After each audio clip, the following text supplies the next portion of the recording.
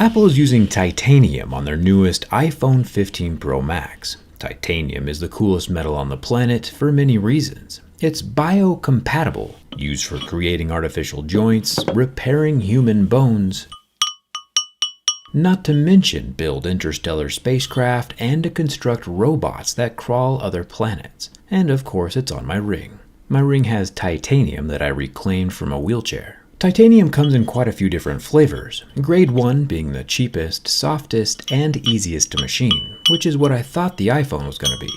But then Apple slapped a grade 5 on the screen and I got rocked, in more ways than one. And let me show you why. I happen to have some 1-inch titanium bar stock laying around, as people often do. This guy costs $170. For example, this 6061 aluminum bar of the exact same proportions only cost me $10. Aluminum is what smartphones are normally made from, and the color difference between the two metals is glorious to behold, especially as it's heated. The main reason my jerry-rig knife is only $15 is because I'm using an aluminum alloy and not a titanium alloy. And keep in mind, this solid rod is only grade 2 titanium. I'm too poor to buy a full rod of grade 5 titanium, since a single notepad-sized paper-thick sliver already costs $106 all by itself. If we do some simple math and scale this 0.5 millimeter thick piece of metal up to a hypothetical 8.5 millimeter block, thick enough to mill a phone out of, we would be looking at almost $2,000 worth of grade 5 titanium. And that's not even including the complexity of milling and shaping grade 5 and the dollars worth of iPhone hardware that goes inside. So the math just ain't mathin', and there's no way Apple suddenly decided to make negative profit on each iPhone sold.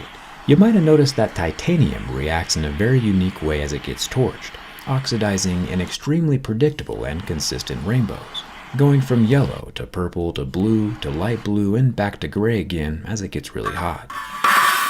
You might be thinking to yourself, hey Jerry, are you even gonna unbox the iPhone? And I say yes. Let's jump in and see what this iPhone is made from, and also how well it can handle the heat of everyday life. Hit that subscribe button if you haven't already, and let's get started.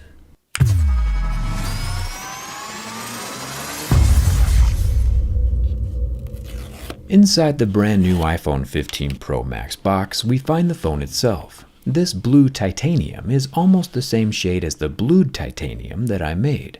Looking under the phone, this time we find there's no lightning cable. Instead, we have a brand new braided USB-C cable.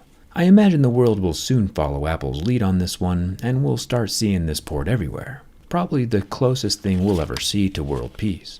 And honestly, the phone does feel good, about the same as any other rectangular phone. But the brushed titanium and the etched back glass do feel super cool. But the imitation blue shade is just ever so much off from the actual shade of blued titanium that I think it would bother me long term. Apple said again that this screen glass is the strongest glass ever on a smartphone. They call it ceramic shield, and I agree, it is a pretty solid slab of glass. We normally see plastic screens scratch at a level 2 or 3, glass at 5 or 6, and sapphire would be an 8 or 9. This dual ion exchange ceramic shield does still scratch at a level 6, with deeper grooves at a level 7, but level 6 does appear to be quite a bit more faint than usual. And I do think Apple is onto something with this proprietary glass. The front selfie camera is tucked into the dynamic island and is protected by that same slab of glass. The earpiece is a razor-thin slit between the glass and the frame. No speaker grills to fall out or get dirty. Making our way over to the titanium sides, Apple's using something called a PVD coating, a physical vapor deposition. It's a pretty wild method of applying an ultra-thin protective layer over the titanium. I don't know enough about PVD to talk about it in depth, but you know, it is scratchable. Exactly like the anodized aluminum.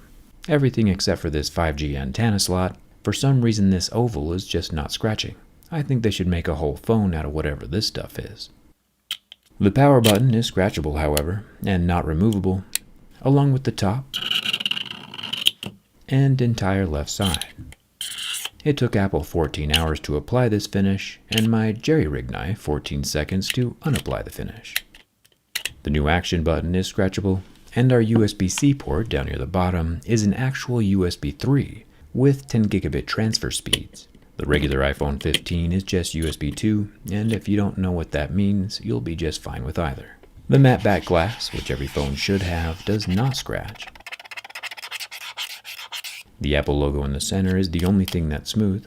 One thing that Apple did change up quite a bit this year is with the cameras. We still get that gradual gradient built into the tinted glass that rises up to the camera plateau, and some of these camera upgrades we won't be able to see until the teardown.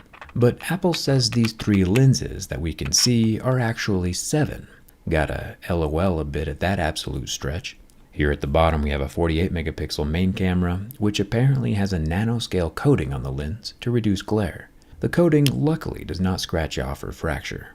The coolest camera is definitely the middle one, a 12 megapixel 5x tetra prism telephoto lens that redirects and reflects light 4 times before hitting a 3D sensor shift OIS stabilizer. If there's one reason to take apart the iPhone 15 Pro Max, it's to see what in the world that looks like from the inside.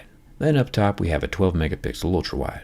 Apparently, these 2 cameras on the edge can work together like 2 eyeballs to generate spatial video, which I don't want to be the guy to beat a dead horse, but that was something Android did 12 years ago with the HTC Evo 3D.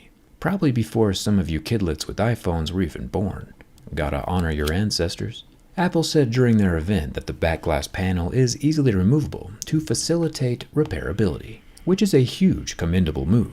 And then in the same sentence, Apple said that the internal structure of the iPhone 15 Pro Max is made from 100% recycled aluminum, which immediately tells us 2 things. 1, it's nice to see that there's more than just the iPhone design that gets recycled every year. And 2, the internal frame is not solid grade 5 titanium, only the exterior. This explains quite a bit. The iPhone 15 Pro Max has a 6.7-inch OLED display with 2000 nits of outdoor brightness and 120 Hz refresh rate, and lasts for about infinity seconds before having no reaction to my lighter. Nice work, Apple. We'll try out my big boy lighter in a second. It's time to see if the new blended aluminum titanium grafted hybrid structure compromises the structural integrity of the iPhone 15 Pro Max.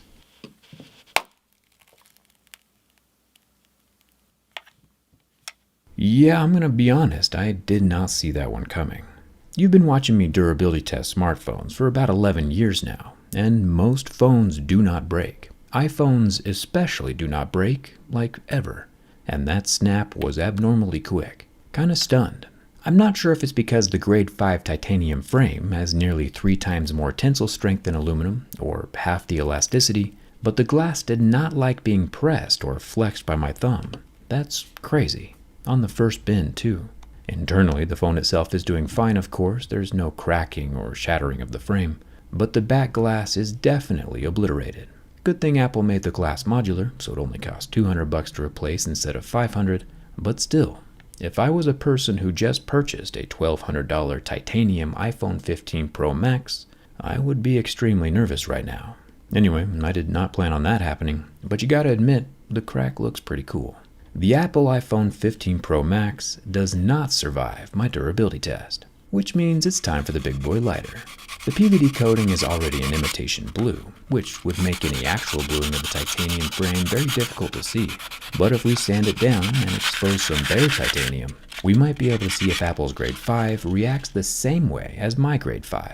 That's some pretty good looking brushed titanium. Still not sure why it takes Apple 14 hours. I'm using a MAP gas torch, which I think, along with burning my desk, is actually lighting some of the titanium dust on fire.